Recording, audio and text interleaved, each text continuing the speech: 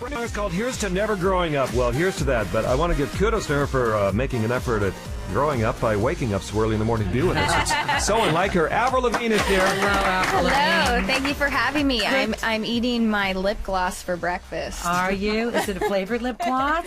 It's pink. Berry. Care to share? You look great. Thank you. You look great for being up so early. You're not an early person, are you? I am not a morning person. No. Okay. I like to stay up really late. I get creative in the evening. That's when our shows are at 9 o'clock at night. Yes. And that's when I'm in the studio writing. That's when I come alive. So morning, sometimes I'm like, do I pull an all-nighter or do I get the 3 hours sleep? So what did you do? What did you do? 3 hours? I did really good. I went to bed at 10. Then I woke up at 1:30 and I laid there for 2 hours. Did you write something? Did you write a song at least or something? No, I was just like, go back to sleep. Oh, okay.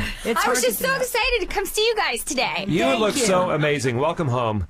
You're very close to your homeland. This is great to have you here. And I got to tell you, I was watching your video again yesterday, Here's to Never Growing Up. I love this video. Thank you. Yeah, and I would definitely say, okay, you have not grown up at all judging by the video, but in reality, I got a sneaking suspicion that you have grown up a little bit. There's something about you. You've changed. Yeah, I'm 28. Yeah, you're going to be 29 in September, and then the big 3-0 next year. Does that scare you at all? No, that doesn't. It's getting better, isn't it? It's being young. It's all about it. It's your state of mind. Mm-hmm. Staying young forever, and it's an attitude and a way of life. And I like to just have a good time and never take things too seriously. You look great. That sums you up. You look great. I was saying before you got in the room that you're ageless, but I know you took a little bit of a break. I would go to Paris too if I could, and just kind of, relax a little bit and get back on track. Not that you were really off track, but just get centered a little bit. Was that a good move for you? Well, when I went, it was the first time in my life that I had just finished an entire world tour, and I was single, and I was like, you know what? I had sold my house in Los Angeles, and I was like, I'm going to go to France. I've always wanted to do that. It's important to me. Mm-hmm. And I went to school 5 days a week with Berlitz, and I went out there not knowing anyone, and I thought, okay, worst case scenario, I'm just in school every day. But I made new friends, and it was good to be alone because I'm used to traveling with tour managers and so many people on tour, and it was the first time I ever flew internationally on my own.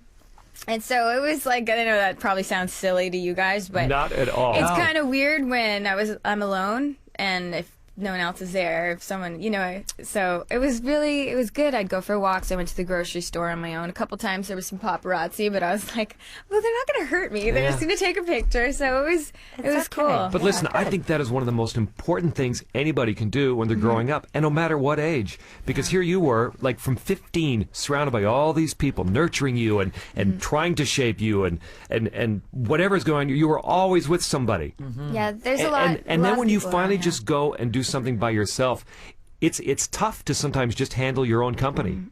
And I felt really connected with Europe and with France, and so when I was in Paris, I just being alone, and we got really in touch with myself. And if anyone can ever do that, especially in between relationships and stuff like that, it's kind of good. I knew that I'd eventually, probably get married again and stuff like that. I didn't know it would be this soon, but congratulations, thank by the you. way. Can't think of a nicer guy. I wasn't going to bring that up. Really I wasn't, but now that you have. Yeah, I see you definitely changed, though. Okay, great. But Avril, seriously, that's one of the changes I've seen with you, and you've become more of a homebody. We're not seeing you in the rags anymore. There's no tabloid stuff on you. It's really changed. You couldn't go anywhere before. In fact, a couple years ago, you and I had a great conversation on the radio, and you and I talked about the paparazzi a little bit, and you really opened up to me about it, and you said how dangerous it is and how threatened not only they made you feel, but when you look in your rearview mirror and they're running red lights to keep up with you and all that. That was a crazy time for you. Well, I moved to Los Angeles when I was 19, and I was there for 10 years and just, having a good time, being in my 20s, working. But what I found was with being in the entertainment industry, anytime I'd get home from like a tour and I'd be in LA, I didn't really feel like I was home or that I was getting away from it. So that's why I decided to move. It's so much fun. I spent a ton of time there. I make all my records there. But as far as paparazzi goes, there's a lot of that there. There's a lot of it in the UK. I'm going to the UK tonight, actually. Are you? Yeah. And then you're back here in a couple weeks for the For the MMVAs. Much Music. That's amazing. Awards. I'm so excited. So, so are you not living in Los Angeles anymore? Is that what I'm understanding? No, but I spend a lot a there. Are you spending a lot of time at Chad's house? Back and forth. Well, in BC? Are you spending a lot of time in Canada again? no, I'm not in Canada, but I'm kind of been bouncing back and forth between a few different places in the world. Actually, if the truth be told, she's a guest at my house over the weekend. That's what she's been doing. Hey, I got to talk about, speaking of relationships, your relationship with L.A. Reid. Mm-hmm. What a great relationship you have with him. I won't say father figure, but boy, if you need to talk to somebody about direction and things like that, he's great for you, huh? You've got a good relationship. Yeah, he signed me when I was 15 years old. He discovered me, and we made my first record together. And I remember sitting in his office with my mom, and he looked at me, and he was like, you know what? You got your own thing going on, like your own style. I'm not going to try to change you like most people would. Just do your thing. And he also let me write my songs as young as I was. It was so important to me.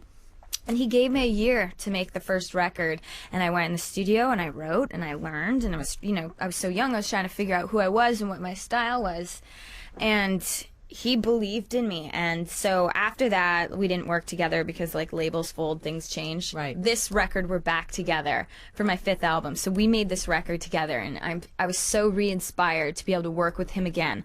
And I can't tell you how the difference it makes to have somebody who really is supporting you and giving you your artistic freedom to make a project. When I'm creating, if I don't have somebody that's on my side or gets it just can't makes imagine. it so much different. With anything, right? They have to. Someone has to have your back. And the wonderful thing is, I know that because you were so young when you got started, they always they wanted to pigeonhole you as to what they thought you should do.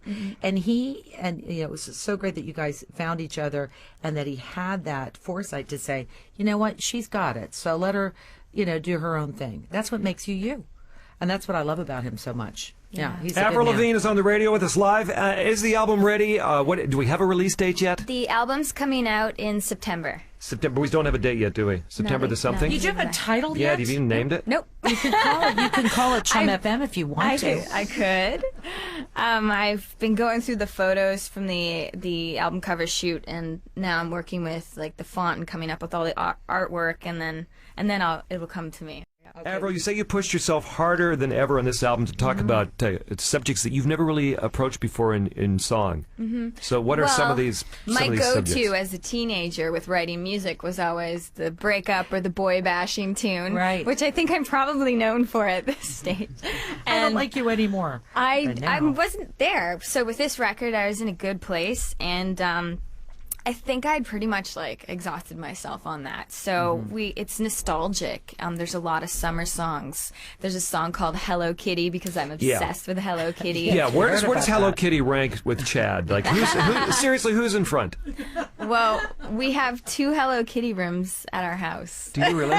What is in a Hello Kitty room? A giant pink couch with every little Hello Kitty stuffed animal all over it. Okay. Please don't tell me Chad spends much time in there, because that's going to ruin my image of him. No? That's your little go-to area? He has a man cave, and I have my own Hello Good for Kitty. you, but what is it about Hello Kitty? What is it about? I love pink, and Yes, I don't know. Hello Kitty, it's cute. A lot of my fans in Japan started giving me Hello Kitty gifts and letters, a stationery Hello Kitty, and I just started really liking it. And cute. It's fun, and so now for my birthday and stuff like that, my friends and family, they're like, "What do you want?" I'm like, "Something Hello Kitty for my Hello Kitty room." She's a Hello Kitty registry, just so we don't double up on the Hello Kitty. Yeah, front. exactly. Yeah, for sure. Okay, so there's that subject you approached, a Hello Kitty, but you also talk about you do a duet with Chad, 1 or 2 duets with Chad. I have a duet with Chad on this record. It was the first song we actually wrote together. It's called "Let Me Go." Yeah. And we did another tune together that was a love song, but I think I'm going to save it. I'm not sure when I'm going to release it, but it might be the song for our wedding. Yeah. And That's nice. Do we have a date? Do we have a date on that? Yeah. Okay, good. That's all I'm asking. Planning. It's amazing. I've my emails right now. I'm planning a wedding, shooting videos, releasing a single, wrapping up the record, and so there's a lot. You've going taken on. full control of that wedding planning, haven't you? Chad's kind of backed away. Yeah. Yeah, smart guy. That's a good thing. And Marilyn, Meryl, you've got a Marilyn Marilyn Manson. Yeah, how did that relate?